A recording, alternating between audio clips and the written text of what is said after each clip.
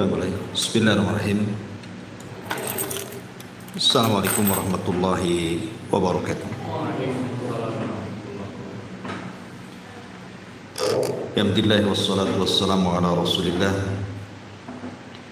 wa ala alihi wa sahbihi wa mawalah wa la hawla wa la quwata illa billahi wa ba'd.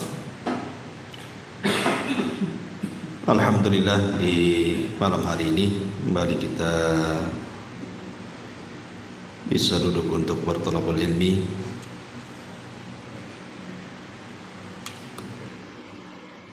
dan biasa kita mengkaji tafsir Al-Quran. Tapi malam ini kita akan membahas tema lain. Apa yang kita akan bahas? Beberapa perkara cara ampuh melawan gangguan-gangguan syaitan, sihir, hasad dan juga semacamnya. Ma'asyiral muslimin yang dimuliakan Allah Subhanahu wa taala, dalam kehidupan di dunia ini Allah Subhanahu wa taala sudah takdirkan bahwa setiap manusia memiliki musuh. Dan musuh yang paling berat selain hawa nafsu adalah gangguan syaitan. Tetapi bukan berarti kemudian kita tidak bisa melawan mereka. Karena kita tahu bahwa Allah mengatakan inna kaidas syaitan kana dha'ifa. Tipu daya setan itu sebenarnya lemah kalau kita bisa menghadapinya. Maka di dalam Islam ini ada beberapa ucapan ataupun bacaan ataupun doa dan zikir yang kalau kita membacanya, maka doa, bacaan dan zikir ini bisa melawan mereka.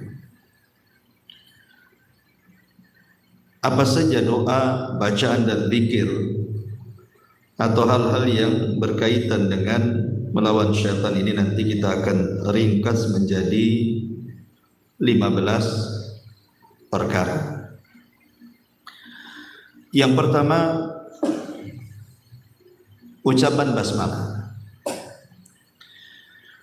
Disebutkan dalam sebuah hadis, Nabi sallallahu alaihi wasallam mengatakan satru ma baina ayunil jinni wa awrati bani adam idza dakhala ahaduhumul khala an yaqula bismillah.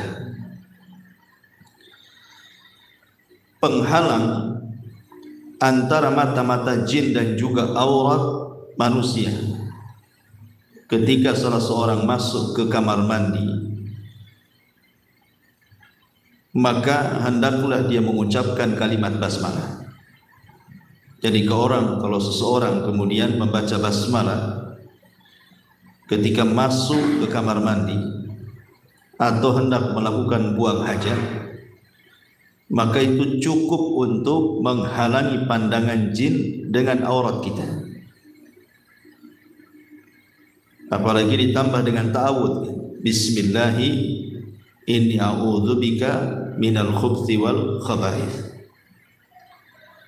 Dari sini menunjukkan bahwa basmalah ini walaupun hanya kalimat pendek sekali, bismillah, itu sudah cukup. Pandangan jin sudah bisa tertutup dan tidak bisa melihat aurat kita. Maka saya pernah terbaca dalam satu kitab yang judulnya Ahkam Al-Jin atau Alamul Jin, tentang seputar alam jin, bahwa salah satu kenapa kemudian jin itu menyukai manusia yang disebut dengan jinul asyik. Jin asyik itu jin yang menyukai manusia. Itu salah satu penyebabnya adalah karena ketika masuk kamar mandi tidak pernah berdoa dan tidak pernah membaca basmalah. Sehingga mereka melihat aurat kita, akhirnya lama-lama dia suka dengan kita. dan ketika dia sudah suka itulah sulit untuk melepaskan jin asyik ini. Makanya salah satu untuk melawan jin-jin yang bahaya ini adalah apabila masuk ke kamar mandi ucapkan basmalah. Ini satu perkara, dan itu disebutkan di banyak hadis tentang keutamaan basmalah ini. Atau contoh yang lain, hadis yang dikeluarkan Bukhari dan Muslim dari Ibnu Abbas radhiyallahu anhuma. Nabi SAW mengatakan, "Lau anna ahadakum idza arada an ya'tiya ahla." Kalau salah seorang di antara kalian hendak mendatangi istrinya, artinya hendak menggaulinya, qala, dia mengatakan bismillah, Allahumma jannibna syaitan wa jannibi syaitan ma razaqtana, fa innahu an yaqdira bainahuma waladun lam yadurrahu syaitanu abada. Kalau dia hendak menggauli istrinya, dia pun menyebut sebelum menggauli kalimat bismillah dan menambah doa, ya Allah jauhkan syaitan dari kami, ataupun jauhkan syaitan dari apa yang kau akan rizkikan kepada kami, maka syaitan tidak akan memadaratkan selamanya kepada keturunan yang akan dianugerahkan Allah kepadanya. Dan ini salah satu kiat mencetak anak soleh dan solehah itu seperti ini. Dimulai dari ketika seorang suami menggauli istri, sudah mengucapkan basmalah, kemudian tambah dengan doa Allahumma jannibna syaitan wa jannibi syaitan ma razaqtana. Rasul mengatakan tidak akan syaitan memadaratkan dia sedikit pun. Kemudian contoh yang ketiga disebutkan dalam hadis yang sahih yang dikeluarkan Imam Abi Dawud. Jadi suatu ketika ada seorang sahabat mengatakan, aku dibonceng Nabi SAW. Kuntu radifan Nabi SAW. Fa'atharat dabatun, tiba-tiba mungkin karena terlalu berat bebannya, akhirnya kendaraan yang dipakai itu kemudian terduduk karena terlalu berat. Tiba-tiba kemudian sahabat ini mencela, ta'isya syaitan, celaka syaitan gitu. Karena kita tahu bahwa unta itu yang ditunggangi, Nabi SAW pernah mengatakan bahwa salah satu binatang yang memiliki tabiat syaitan itu adalah unta. Makanya orang yang memakan daging unta itu disunahkan berwudu, batal wudunya karena memiliki tabiat syaitan. Makanya sahabat ini refleks mengatakan ta'isya syaitan, celaka syaitan. Maka Nabi mengatakan la taqul ta'isya syaitan, jangan kau katakan celaka syaitan. Kenapa? Fa innaka idza qulta dzalik ta'azama hatta yakuna mithlal bayt. Karena engkau kalau mengucapkan celaka syaitan, maka syaitan akan besar kepala, kemudian seolah-olah sebesar rumah. Kemudian kata Rasul mengatakan wa yaqulu bi quwwati, dan setan akan mengatakan, lihat karena kekuatanku dia takut kepadaku, katanya. Walakin akan tetapi kul, katakan bismillah. Fa innaka idza qulta dzalik, kalau engkau mengucapkan basmalah, tasaghara hatta yakuna mithla dzubab, maka setan akan mengecil seolah-olah seperti seekor lalat. Jangan kita mencela syaitan dengan mengatakan ta'isa syaitan, celaka kau setan gitu ya. Kalimat ini membesarkan setan. Tapi kalau kita merasa sial dalam sebuah perkara, umpamanya naik mobil, kemudian mogok mobilnya gitu ya, naik motor mogok motornya, jangan dicela, tapi ucapkan basmalah gitu ya. Kemudian contoh yang lain juga hadis Nabi SAW dari Jabir bin Abdullah radhiyallahu an. Nabi SAW pernah bersabda, kata Jabir, idza dakhala ar-rajulu baitahu, kalau seseorang masuk ke rumahnya, fa dzakarallaha inda dukhulihi, dia pun membaca basmalah ketika masuk ke rumahnya, wa inda ta'amihi, dan ketika makan di rumahnya, qala syaitanu, maka syaitan akan mengatakan la mabita lahu, tidak ada tempat tidur di rumah ini. Wala asya, dan juga tidak ada makanan di rumah ini. Artinya kalau seandainya seseorang masuk ke dalam rumah, sebelum masuk rumah kita mengucapkan basmalah, kemudian mengucapkan salam, kemudian masuk, kemudian setiap makan dan minum dimulai dengan basmalah, maka di rumah kita tidak akan banyak setan, karena setan yang dari luar tidak akan bisa masuk. Makanya kemudian kepala setan akan mengatakan, la mabita lakum wala asya. Di rumah ini tidak ada tempat tinggal bagi kita dan tidak ada makanan untuk kita. Tetapi sebaliknya kata Rasul, wa idza dakhala, kalau dia masuk, falam yadhkurillah, dan dia tidak baca basmalah, inda dukhulihi, baik ketika masuk rumah ataupun ketika dia makan tidak baca basmalah, maka syaitan mengatakan adraktumul mabit, maka kita ada penginapan di rumah ini, ada tempat untuk tidur bagi kita. Kemudian adraktumul mabita wal asya, bukan hanya tempat tidur, tempat tinggal, tetapi kita juga disediakan makan di sini. Maka jangan pernah kemudian memberi kesempatan setan masuk ke dalam rumah. Kan ringan saja baca basmalah, itu kan bukan sesuatu yang sulit. Basmalah, bismillah saja kan. Apa sulitnya baca bismillah? Bismillah masuk rumah, bismillah ketika makan dan minum. Itu sudah senjata paling ampuh, setan tidak bisa masuk. Ini kan luar biasa, ya. Masyarul muslimin wal muslimat rahimani wa rahimakumullah. Bahkan ada seorang syekh bercerita, jadi suatu ketika ada asap mengepul di salah satu rumah, ada kebakaran. Dari kejauhan itu ada rumah yang terbakar, jadi asapnya ngepul ke atas. Jadi ada orang yang mengatakan kepada orang yang rumah yang sedang kebakaran itu, dia mengatakan, rumahmu kebakaran pun? Dia mengatakan, tidak, rumah saya tidak kebakaran. Kemudian dikatakan, asap itu nampak dari sini, itu dari rumahmu. Dia mengatakan, tidak, aku tidak yakin bahwa rumahku yang kebakaran. Kemudian dikatakan, kenapa kau yakin bahwa rumahmu tidak kebakaran? Karena ketika aku tadi pergi, aku membaca bismillahilladzi la yadurru ma asmihi syai'un fil ardi wala fis sama wa huwa samiul alim. Karena sebelum pergi tadi aku membaca bismillahi dengan menyebut nama Allah, alladzi la yadurru ma asmihi syai'un, yang tidak akan madaratkan bersama namanya sedikit pun, fil ardi wala fis sama, baik yang ada di bumi ataupun yang ada di langit, wa huwa samiul alim, dan dia zat yang Maha mendengar lagi Maha mengetahui. Dia yakin karena sudah baca ini, enggak mungkinlah rumah saya kebakaran. Akhirnya didekati rumah, rupanya betul yang kebakaran itu rumah tetangganya. Padahal rupanya samping rumahnya, apinya enggak sampai ke rumahnya, padahal kopel rumahnya itu. Dan ini menunjukkan apa? Bacaan basmalah ini luar biasa gitu ya. Cukup membaca bismillahi la yadurru ma ismi syai'un fil ardi wala fis sama wa huwa samiul alim saja bisa menjadikan bahaya menjadi tidak bahaya.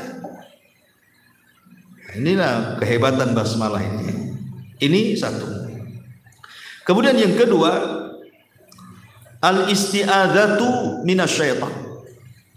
Isti'adzah itu mengucapkan a'udzubillahi minasyaitonirrajim. Karena Allah yang mengatakan dalam surah Al-A'raf ayat 200, wa imma yanzaghannaka minasyaitani nazghun fasta'idz billahi innahu samiul alim. Dan jika setan datang menggodamu, maka berlindunglah kepada Allah, sungguh Dia Maha mendengar lagi Maha mengetahui. Bahkan ketika baca Quran saja kita disuruh berlindung itu ya. Fa idza qara'tal Qur'ana fasta'idz billah minasyaitan, kata Allah. Apabila engkau membaca Quran, minta perlindungan kepada dari syaitan. Makanya ada sebuah hadis, kata Nabi sallallahu alaihi wasallam, kalau seseorang itu singgah di sebuah tempat, pamannya antum safar dari Batam, ya pulang kampung gitu ya, atau kemana gitu, naik pesawat. Kemudian pesawat ini baru saja singgah di sebuah tempat yang antum ziarahi di situ, pamannya di bandara mana gitu ya. Kemudian antum mengucapkan a'udzu bikalimatillahi tammati min syarri ma khalaq. Aku berlindung dengan kalimat-kalimat Allah yang sempurna dari keburukan yang Allah ciptakan. Apa kata Rasul jaminannya? Lam yadurrahu syai'un hatta yartahila min manzili dzalika. Min manzilihi dzalik. Maka tidak akan memudaratkan kepadamu syai'un. Syai'un ini nakirah tufidul umum. Ya, segala madarat tidak akan menyentuhmu. Apapun madaratnya. Mau gangguan setan, mau gangguan pencuri, mau gangguan orang jahat, nggak akan disentuh. Maka penting ya supaya nggak kecopetan nanti kan gitu ya. Jadi kalau safar kemana gitu kan, baca doa ini. Kita nggak tahu copet di mana-mana sekarang. Ya. Kadang sekarang copet pandai dia, pakai apa? Hipnotis, ya kan? Tapi banyak orang-orang yang kena hipnotis di jalan itu. Tahu-tahu diambil duitnya, dilucuti emasnya kalau dia perempuan, atau umpamanya dihadang dengan cara yang sadis lagi, dirampok gitu tengah jalan, kita tidak tahu ya.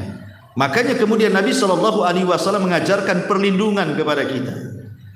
Cukup membaca a'udzu bikalimatillahi tammati min syarri ma khalaq. Itu kan pendek kalimat itu, tapi semua bahaya bisa dihindarkan. Kan luar biasa. Asal antum yakin, jangan coba-coba ya. Harus yakin karena ini adalah saran dari Nabi sallallahu alaihi wasallam. Bahkan suatu hari Nabi sallallahu alaihi wasallam diceritakan, inna syayatina tahadzarat tilka lailata ala Rasulillah sallallahu alaihi wasallam. Jadi setan datang secara bergemuruh kepada Rasulullah pada malam itu, minal audiyati wasyi'ab wa fihim syaitan biyadihi syu'latun. Jadi Nabi SAW suatu ketika didatangi setan rame-rame gitu ya. Lah ketika Rasul SAW sampai di lembah-lembah dan bukit itu, rupanya ada satu setan di tangannya membawa api untuk membakar wajah Nabi. Jadi rombongan setan datang menyerang Nabi, yang satu itu bawa api gitu ya. Dijelaskan di sini yuridu an yuhriqa biha wajha Rasulillah, hampir-hampir mau membakar wajah Nabi. Memang sengaja membawa api untuk membakar wajah Nabi sallallahu alaihi wasallam. Fahabita ilaihi Jibril, tetapi sebelum api itu menyentuh wajah Rasul, Jibril turun. Faqala, dan mengatakan, ya Muhammad, kul, katakan. Qala ma'akul, kata Rasul, apa yang harus kukatakan?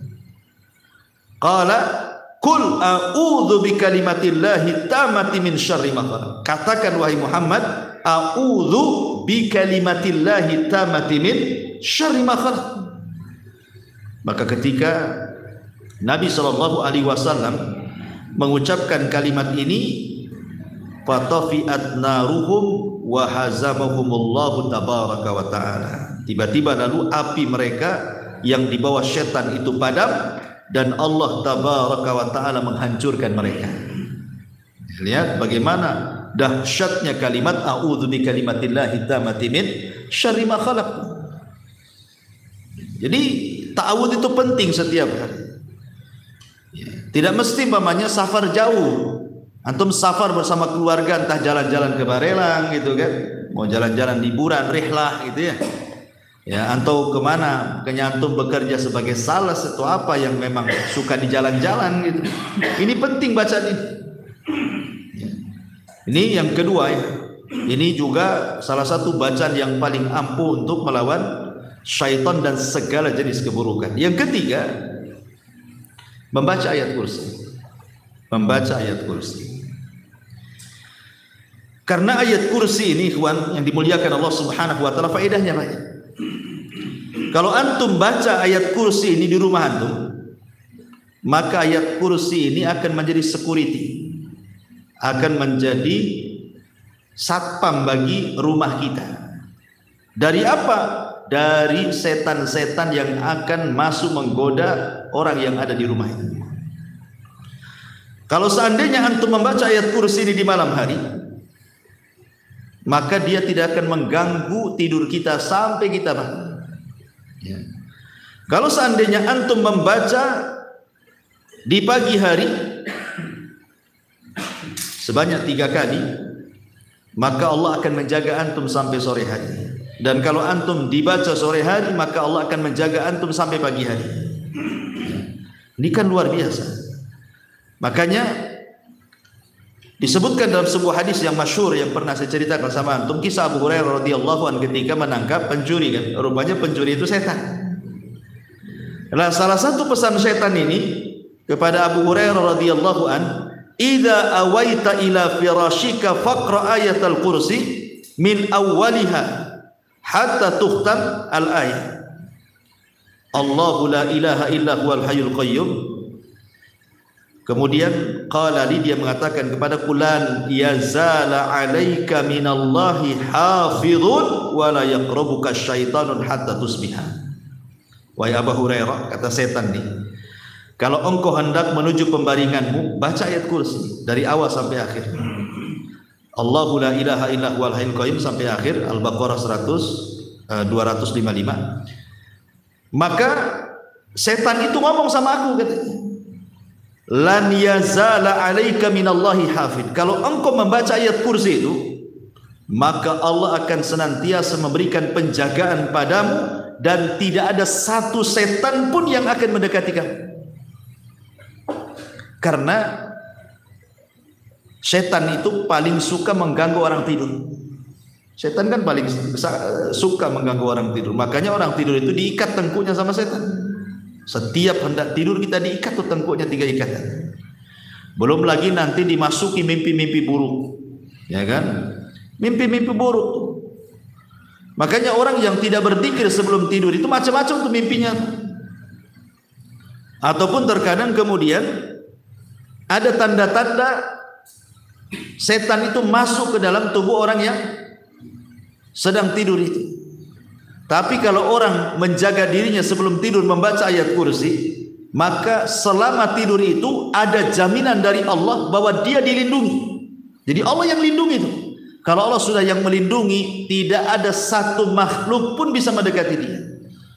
Hatta para penyihir yang menyihir kita gitu ya, yang menghantarkan jin-jin yang jahat untuk menyihir kita saat kita tidur, kalau sudah dilindungi Allah, maka tidak ada yang bisa memadaratkan dia. Allah yang melindungi. Maka ayat kursi juga adalah yang paling mantap untuk senjata melawan syaitan. Termasuk juga yang keempat, membaca akhir surah Al-Baqarah juga sama. Amanah Rasul sampai akhir itu. Karena dalam sebuah hadis dari Abi Mas'ud Al-Badri radhiyallahu anhu, dari Nabi sallallahu alaihi wasallam, man qara'a bil ayataini min akhir suratil Baqarah fi lailatin kafatahu. Subhanallah. Ya. Barang siapa yang membaca 2 ayat dari akhir surah Al-Baqarah, 2 ayat saja dari akhir surah Al-Baqarah dimulai dari amanah Rasul itu, kata Nabi SAW, fi lailatin, di sebuah malam, kafatahu. Apa sih kafatahu itu? Artinya mencukupkan bagi dia, akan dijauhkan al-makruh, segala yang tidak disukai baginya. Allah akan cukupkan segala sesuatu bahaya yang akan mendekati dia, maka Allah akan cegah. Nah, ini juga luar biasa. Hanya 2 ayat saja akhir surah Al-Baqarah sudah bisa melawan gangguan syaitan. Kemudian yang nomor 5, membaca surah Al-Baqarah secara keseluruhan kan. Ini lebih hebat lagi. Karena Rasul yang mengatakan la taj'alu buyutakum kuburan fa innal baita alladhi yuqra'u fihi suratul Baqarah la yadkhuluhu syaitan. Jangan kau jadikan rumah kalian seperti kuburan, karena rumah yang dibacakan surah Al-Baqarah dipastikan tidak ada setan di rumah itu. Ada yang mengatakan bahwa setan akan lari dari rumah yang dibacakan surah Al-Baqarah itu berapa hari? 3 hari. Tidak akan masuk. Makanya pernah saya ceritakan sama antum kan, ketika seorang penyihir ingin menyihir seorang wanita.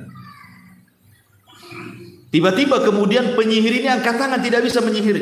Akhirnya berpindah ke tukang sihir di atasnya.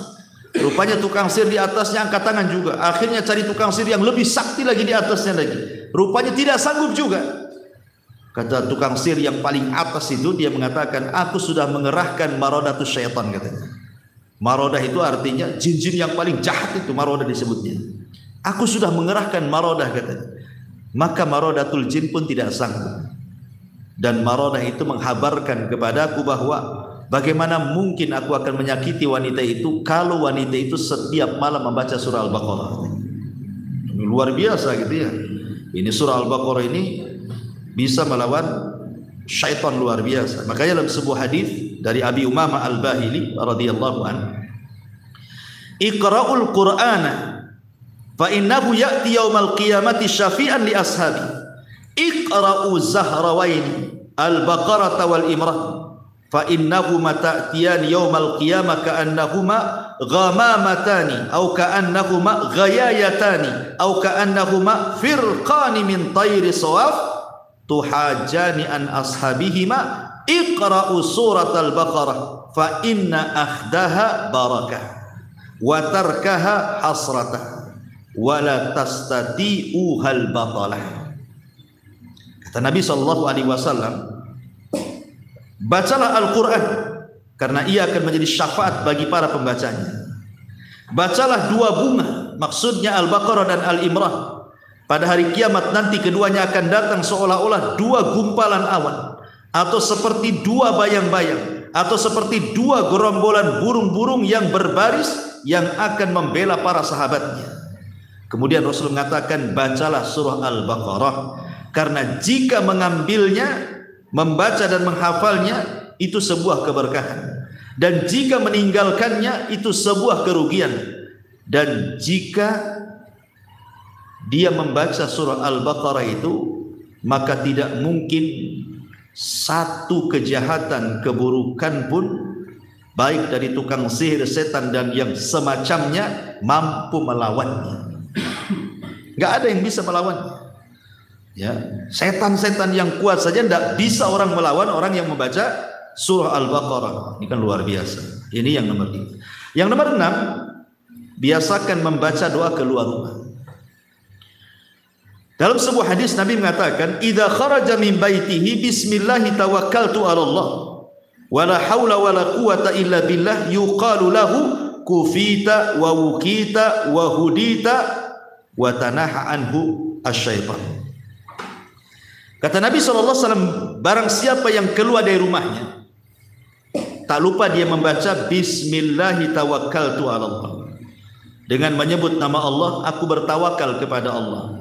La haula wa la quwata illa billah, tidak ada daya dan kekuatan kecuali milik Allah. Lihat, akan diberi 4 perkara. Pertama, kufita, dia akan dicukupkan. Yang kedua, wukita, dia akan dijaga. Yang ketiga, hudita, dia akan diberikan hidayah, diarahkan kepada rizki. Cukup sampai di sini. Yang keempat, watanaha anhu syaitan, setan tidak akan berani dekat-dekat kepada dia. Sehingga ada salah seorang setan ini ingin mencoba menerkamnya. Kata Nabi SAW, ketika ada orang keluar rumah, kemudian dia membaca Bismillahi tawakkaltu 'ala Allah la haula wa la quwata illa billah, kemudian Rasul mengatakan orang ini akan dicukupkan, akan dijaga, akan diberikan hidayah, dan setan tidak akan mendekat. Jadi ada satu setan ini yang berusaha menerkam orang ini untuk menyakitinya. Maka setan yang lain mengatakan, ya, percuma, kaifa laka bi rajulin qad hudiya wa kufiya wa wukiya. Macam mana kau akan menerkam orang itu? Orang itu loh sudah dijaga, sudah dicukupi, diberi hidayah, dan sudah ada jaminan kita tidak bisa mendekati dia. Bayangkan kawan. Ini kalimat ini kan enggak panjang kan? Keluar rumah Bismillah tawakkaltu 'ala Allah la haula wala quwata illa billah. Subhanallah. Kita mendapatkan 4 keutamaan. Dijaga kita ini sampai kita pulang. Ikhwan, antum meninggalkan rumah itu, kita tidak tahu apa yang terjadi di rumah itu. Entah ada perampok yang masuk rumah kita, entah tahu-tahu konsleting listrik akhirnya kebakaran, ya kan? Entah terjadi apa-apa dengan anak kita, entah disakiti itu apa, kita tidak tahu loh ya. Lah, ketika kita keluar rumah supaya rumah dan isinya terjaga oleh Allah Azza wa Jalla, tinggal baca doa ini saja. Bismillahi tawakkaltu 'ala Allah la haula wala quwata illa billah. Selesai. Belum lagi kalau antum kemudian keluar rumah masuk ke pasar umpamanya kan. Pasar ini tempat ma'rakatus syaitan, ikhwan. tempat perangnya setan, di mana bendera setan itu ditancapkan di pasar kan. Tapi bagi orang yang keluar rumah sudah membaca bismillah tawakkaltu 'ala Allah la haula wala quwata illa billah, sehebat apapun perang di dalam pasar oleh setan itu nggak akan peduli. Kenapa? Karena kita sudah ada jaminan kita dicukupkan dari semua urusan dunia dan akhirat. Kita sudah dijaga dari setiap kejahatan musuh, setan, sihir, hasad dan yang lainnya. Bahkan kita sudah diberikan hidayah, diberikan rizki berupa hidayah. Dan setan tidak mungkin dekat-dekat kita. Walaupun kita masuk ke tempat setan. Pasar kan tempat setan kan. Walaupun kita masuk ke tempat setan sekalipun, setan gak akan dekat. Bayangkan coba. Luar biasa ini kalimat bismillah tawakkaltu 'ala Allah la haula wala quwata illa billah. Kemudian yang nomor 7, membaca 3 qul. Qul huwallahu ahad, qul a'udzu birabbil falaq, qul a'udzu birabbin nas. Kata Nabi sallallahu alaihi wasallam, kalau antum baca 3 qul ini 3 kali saat pagi dan 3 kali saat petang. Pagi 3 kali, petang 3 kali. Apa yang terjadi? Takfika fi kulli syai'. Itu sudah mencukupkan kamu untuk terbebas dari segala sesuatu yang mengganggumu. Kita tidak tahu satu hari ini ada gangguan apa sama kita kan. Tapi cukup dibaca 3 kali pagi, 3 kali petang, segala sesuatu yang akan mengganggu kita nggak akan ada gunanya, karena kita dijaga oleh Allah Azza wa Jalla. Makanya salah satu asbab nuzul daripada muawwidhataini qul a'udzu birabbin nas dan qul a'udzu birabbil falaq itu apa? Tersihirnya Nabi. Ya kan? Nabi tersihir oleh Labid ibn A'sam sampai 6 bulan. Kemudian turun malaikat Jibril dan Mikail. Kemudian meruqyah Rasul dengan apa? Dengan menurunkan surah Muawwidhataini, lepas sihir Nabi. Jadi jelas ini surat ini jangan pernah ditinggalkan. Ya, supaya kita tidak diganggu setan. Gangguan setan ini bahaya karena melemahkan ibadah, malas sholat gitu ya, malas untuk berzikir, malas segalanya. Kita dijauhkan dari Allah Subhanahu wa taala. Kata Nabi sallallahu alaihi wasallam, bahkan Nabi itu kalau mengeluh sebuah sakit, Nabi itu kalau sakit mamanya kan, entah sakit kepala entah apa gitu kan, maka Nabi sallallahu alaihi wasallam akan membaca Muawwidhataini, kemudian akan meniup-niup, kemudian akan meletakkan di tempat sakitnya. Makanya Aisyah radhiyallahu anha ketika Nabi sallallahu alaihi wasallam sakit, maka dia berusaha meruqyah dengan Muawwidhataini. Karena itu ayat ruqyah, salah satu ayat ruqyah itu adalah membaca Muawwidhataini. Nah, ini sebenarnya 7 perkara ini saja kalau antum lakukan setiap hari, antum ini hidup bebas ya Pak. Enggak ada yang mencelakakan antum. Kalau 7 perkara ini saja antum lakukan lah pamannya. Ya. Saya ulangi, yang pertama antum jangan lupa suka baca basmalah. Kemudian yang kedua perbanyak isti'adzah. Kemudian yang ketiga jangan lupa baca ayat kursi. Kemudian yang keempat baca 2 surat akhir Al-Baqarah. Kemudian yang kelima baca surah Al-Baqarah secara keseluruhan. Kemudian yang keenam membaca doa keluar rumah. Dan yang terakhir yang ketujuh membaca 3 qul. Ini sudah cukup, ini senjata yang paling ampuh melawan setan sebenarnya. Ya, melawan setan, melawan hasad, melawan sihir, macam-macam bisa dilawan dengan 7 perkara ini. Cukup mengamalkan 7 perkara ini sebenarnya. Tapi saya akan tambah, ya, yang nomor 8. Tentu bukan terkait dengan bacaan, kalau nomor 8 dan seterusnya terkait dengan perbuatan. Ya. Yang nomor 8 adalah bertawakal kepada Allah. Karena tawakal itu artinya seseorang menyandarkan diri kepada Allah. Dan setan paling tidak suka dengan orang yang menyandarkan kepada Allah. Setan itu akan datang berikan waswas supaya kita putus asa. Makanya setan paling tidak suka orang yang tawakal itu. Ya, ini yang ke-8. Yang ke-9, tinggalkan maksiat. Karena setan itu yang menciptakan maksiat kan itu ya. Memberikan waswas untuk maksiat itu setan itu.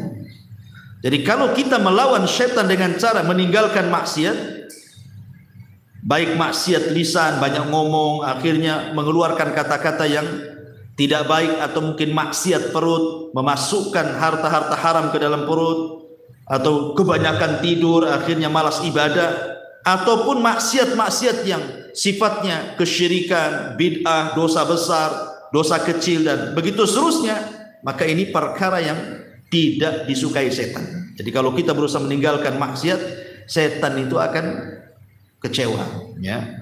Kemudian yang nomor 10, baca Quran. Secara umum membaca Quran itu setan tidak suka. Secara umum membaca Quran itu setan tidak suka, ya. Kemudian yang nomor 11, berdoa. Banyak-banyak berdoa kepada Allah Subhanahu wa taala, terutama doa-doa yang mustajab tempat-tempatnya gitu ya. Seperti mamanya doa di hari Jumat antara dua khutbah bagi laki-laki, atau di hari Jumat ba'da asar sampai maghrib itu kan mustajab, ya, atau sepertiga malam akhir, atau di waktu pagi setelah subuh sampai terbit matahari, dan begitu seterusnya. Minta kepada Allah Azza wa Jalla agar setan tidak menggoda kita. Kemudian yang nomor 12, menjaga kewajiban Allah. Menjaga kewajiban Allah Azza wa Jalla. Ya, sholat 5 waktu, gitu, menjaga kewajiban. Nanti puasa Ramadan, zakat, ya kan? Karena setan itu berusaha menggagalkan kewajiban. Contoh, Allah mengatakan ya'idukumul faqra wa ya'murukum bil fahsya. Setan akan datang kepada orang yang mau zakat, kemudian dihembuskan di telinganya, jangan zakat, jangan zakat. Ya'idukumul faqra, maka engkau akan fakir, gitu. Jadi diberikan was-was jangan zakat, nanti fakir. Wa ya'murukum bil fahsya, kemudian memerintahkan untuk berbuat jahat akhirnya kan. Dengan tidak zakat disuruhnya, bagusnya uang itu tuh maksiat aja. Diberikan was-was, disuruh tidak zakat tetapi uang itu disuruh untuk maksiat gitu ya. Memang setan tidak suka dengan orang yang melaksanakan kewajiban. Apalagi yang menambah dengan yang sunnah gitu. Makin dekat lagi dengan Allah. Karena dalam sebuah hadis kursi Rasul mengatakan, Allah berfirman itu, wala yazalu abdin yataqarrabu ilayya bin nawafil hatta uhibbahu. Kalau hamba ini sudah melaksanakan kewajiban Allah ditambah dengan yang sunnah, maka aku makin mencintai dia, kata Allah. Aku akan jadi pendengarannya, penglihatannya, tangannya, kakinya, dan begitu seterusnya kan. Nah, setan mau bisa apa coba kalau sudah Allah seperti ini dengan hamba ini, ya. Kemudian yang nomor 13 tentu memperbanyak istighfar, karena setan itulah yang menjadikan manusia itu berbuat dosa. Bagaimana caranya setan itu menghembuskan was-was supaya manusia itu berbuat dosa? Ketika manusia sadar dari dosa kemudian istighfar, setan paling marah, tidak suka dia, ya. Maka perbanyaklah istighfar. Kemudian yang nomor 14, menuntut ilmu. Karena bagaimanapun setan tidak suka dengan orang yang berilmu. Dibuatnya orang jahil supaya nggak paham ibadah, ya kan? Akhirnya karena tidak paham ibadah jatuh ke bid'ah, ya, jatuh ke syirik, jatuh ke tidak ikhlas, jatuh ke riya, jatuh ke sum'ah, jatuh ke takabur. Itu setan paling suka. Tapi kalau orang sudah punya ilmu, dia bisa melawannya. Berarti orang ini bisa ngelawan saya nih, karena ada ilmunya masalahnya kan. Orang kalau ada ilmunya kan enak ngelawannya. Nah, setan tidak suka dengan para penuntut ilmu, ya. Kemudian yang nomor 15 yang terakhir adalah menjaga zikir. Lah, menjaga zikir ini termasuk juga zikir-zikir yang memang terkandung doa padanya. Umpamanya dalam keseharian kita apabila masuk kamar mandi, ya kan, jaga jangan sampai tidak membaca zikir, ya. Karena bagaimanapun kamar mandi tempat setan, makanya disuruh untuk berlindung dari setan laki-laki dan perempuan. Kemudian ketika masuk rumah tadi saya sudah jelaskan, jangan lupa baca basmalah gitu ya. Kemudian ketika keluar rumah jangan lupa baca bismillah tawakkaltu 'ala Allah la haula wala quwata illa billah gitu ya. Kemudian juga ketika keluar dari masjid, ya, kata Nabi SAW dalam sebuah hadis, barang siapa yang keluar dari masjid itu kemudian dia mengucapkan Allahumma gfirli dzunubi, ya Allah ampuni dosa-dosaku. Dalam tambahan ada riwayat yang lain yang dihasankan oleh Syekh Nasiruddin Al-Albani rahimahullah taala, ada tambahan Allahumma simni min syaitan, Allahumma simni minasyaitonir rajim, ya Allah mudah-mudahan engkau menjaga diriku dari gangguan setan. Nah, itu juga dianjurkan, termasuk juga jangan lupa zikir pagi dan petang, itu sudah jelas ya. Kalau zikir pagi dan petang itu memang luar biasa. Antum kalau melazimkan zikir pagi dan petang, nggak akan ada setan dekat-dekat dengan antum. Kemudian juga termasuk kalau antum mimpi buruk, karena ini kan dari setan mimpi buruk itu ya. Jangan dibiarkan. Kalau antum lagi mimpi buruk jangan dibiarkan. Apa yang dilakukan? Lekas antum baca ta'awudz, berlindung kepada Allah. Kemudian sebagai bentuk penghinaan setan karena sudah mengganggu dia dalam tidurnya, ludahi ke arah kiri 3 kali. Meludah ke arah kiri itu dalam bentuk menghina setan itu. Ya. Kemudian supaya antum tidak diganggu lagi, setelah antum baca ta'awudz, kemudian antum hinakan setan dengan meludah ke arah kiri 3 kali, sebagai bentuk tafaul antum ganti posisi. Supaya diganti dari mimpi buruk menjadi mimpi baik, itu maksudnya. Diganti posisi. Ya, dan jangan ceritakan kepada siapapun. Nggak boleh, mimpi buruk nggak boleh ceritakan kepada siapapun karena takut ditakwil dengan keburukan. Mimpi baik saja tidak boleh sembarang cerita. Boleh cerita kepada orang yang suka dengan antum. Kalau diceritakan kepada orang yang tidak suka, takut takwilnya nggak bagus. Itu mimpi baik itu kan. Nggak sembarang orang cerita, apalagi mimpi buruk gitu kan. Maka 4 perkara dalam mimpi buruk ini antum melakukan. Pertama ta'awudz, yang kedua meludah ke arah kiri sebagai bentuk penghinaan setan, yang ketiga langsung bertukar posisi supaya dipindah dari mimpi buruk ke mimpi baik, kemudian jangan ceritakan kepada siapa. Itu caranya ya. Ini pun harus dilakukan dan ini dalam bentuk menghindarkan diri kita dari setan. Termasuk juga tadi kalau hendak menggauli istri, maka jangan lupa juga membaca basmalah ya. Bismillahi Allahumma jannibna syaitan wa jannibi syaitan ma razaqtana. Ya, dan banyak lagi. Tetapi sebenarnya 15 perkara ini kalau sehari-hari kita lakukan sebenarnya bebas kita ini. Ini senjata paling ampuh melawan setan. 15 perkara ini kalau kita amalkan, insyaallah maka kita akan terhindar dari gangguan setan, gangguan sihir, gangguan hasad, gangguan ain, bahkan kejahatan manusia sekalipun. Setiap makhluk yang buruk yang Allah ciptakan sekalipun tidak akan mengganggu kita kalau 15 perkara ini kita amalkan. Wallahu a'lam bishawab. Kebetulan saya ada rapat juga ini malam ini. Saya buru-buru. Subhanallah bihamdika asyhadu an la ilaha illa anta astaghfiruka wa atubu ilaik. Wallahu ta'ala. Assalamualaikum warahmatullahi wabarakatuh.